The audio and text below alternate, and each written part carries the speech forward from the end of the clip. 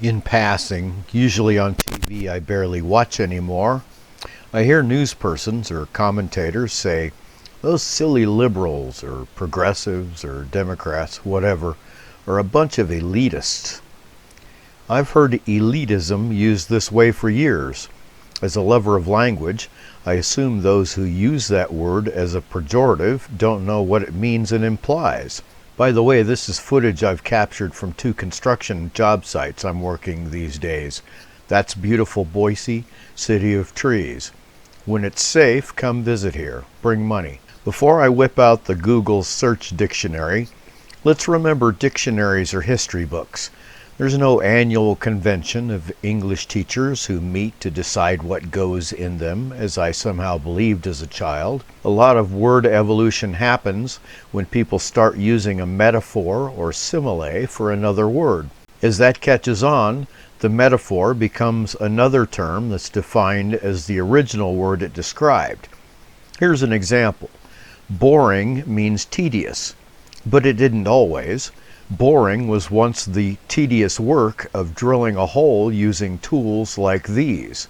Maybe someone playing chess against an opponent who wasn't moving fast enough said something like, playing chess with you is like boring a hole. That's a simile. Later, he's playing the same opponent and uses boring as a metaphor, as in, once again, Larry, our chess games are boring holes for me. A month or a generation later, when I say boring, you don't even think about drilling a hole, do you? I'll be quick and concise as I can. This isn't complicated. Elitism is a belief that the elite should pretty much run things. So it naturally follows that an elitist thinks society should be run by elites. I think that's easy to concede since it's the definition, right? So, what's elite? Notice first that elite is a typeface. In this case, an adjective probably became a noun, as in, Larry, I like that font you just designed. That's very elite. For our purposes, however, elite means of superior abilities or qualities. Remember, however, dictionaries are history recording how a word is used. Here's how it was used. This phrase may have referred to the SAS, for example, the British Special Air Service. Let's go back one and look at the usage of elitist. We see as an adjective, elitist is used to refer to an attitude. In this case, you could imagine an older man who thinks the composition should be played well instead of poorly. He'd rather hear Mozart played by a musician with superior ability, right? But if he comes across as a snob about it, elitist starts meaning something impolite. Notice when the word is used as a noun, it's modified with out of touch, which is a bad thing, generally.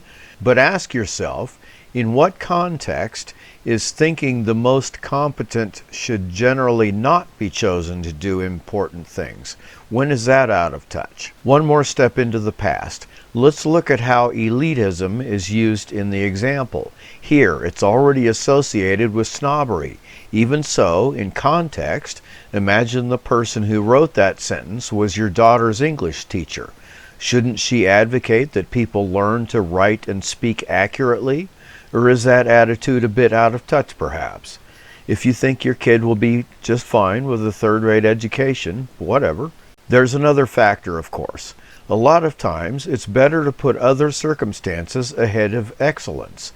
As in, Larry, your new cashier doesn't always make change right, but he sure is nice to your customers.